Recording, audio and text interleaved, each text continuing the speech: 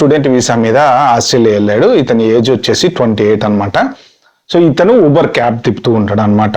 So ఇతనికి ఒక particular person అనే అతను పరిచయం అయ్యాడు. ఆయన ఇల్లు కొనుక్కుందాం అని చెప్పేసి ఒక రియల్ ఎస్టేట్ ఆఫీస్కి ఫోన్ చేసి అడిగాడు అనమాట. ఏంటి ఇప్పుడు ఫర్దర్గా అంటే ఇల్లు నచ్చింది, ఎలా ప్రొసీడ్ అవ్వాలి ఏంటి అని అనుకున్న టైంలో మరి అతని డీటెయిల్స్ ఈ ప్రదీప్ చేతికి ఎలా వచ్చినాయో తెలియదు. సో ఈ ప్రదీప్ ఊబర్ క్యాబ్ డ్రైవర్ ఇతన్ని అప్రోచ్ అయ్యాడు అనమాట. ఏమని అప్రోచ్ అయ్యాడు అంటే, నేను లా కంపెనీ నుంచి మాట్లాడుతున్నాను. సో మీరు ఇల్లు కొంటున్నారు కదా, సో ఇలా రూల్స్ అవన్నీ ఉంటాయి కదా, అవన్నీ చెప్పాడు అనమాట. జనరల్గా మన ఇండియాలో ఇల్లు కొనేటప్పుడు ఏంటంటే మనం రిజిస్టర్ ఆఫీస్కి వెళ్తాము, రిజిస్ట్రేషన్ చేసుకుంటాము, అవతల పక్క ఓనర్ వచ్చి రిజిస్టర్ చేస్తాడు అనమాట. అయితే అబ్రాడ్లో ఎలా ఉంటుంది అంటే మొత్తం ఎక్కువ లాయర్లే డీల్ చేస్తూ ఉంటారు.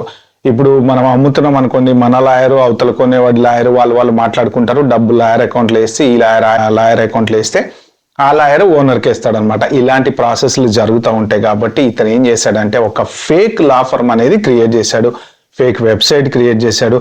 దానికి ఏమేమైతే కావాలో అన్ని రకాల డాక్యుమెంట్స్ అవి అన్ని క్రియేట్ చేసుకొని అతనికి ఫోన్ చేసి అతనికి డీటెయిల్స్ అన్ని పంపించి అకౌంట్ ఒకటి bank account fake bank account create చేసుకున్నాడు, స్టాంప్ ప్యాడ్ క్రియేట్ చేసుకున్నాడు. అన్ని పర్ఫెక్ట్గా ఎక్కడ అనుమానం రాకుండా చాలా చక్కగా ఈ ఊబర్ డ్రైవర్, మరి ఇతనికి ఇంత నాలెడ్జ్ ఎక్కడి నుంచి వచ్చిందో తెలియదు కానీ అన్ని క్రియేట్ చేసుకున్న తర్వాత అతనికి చెప్పాడు అనమాట.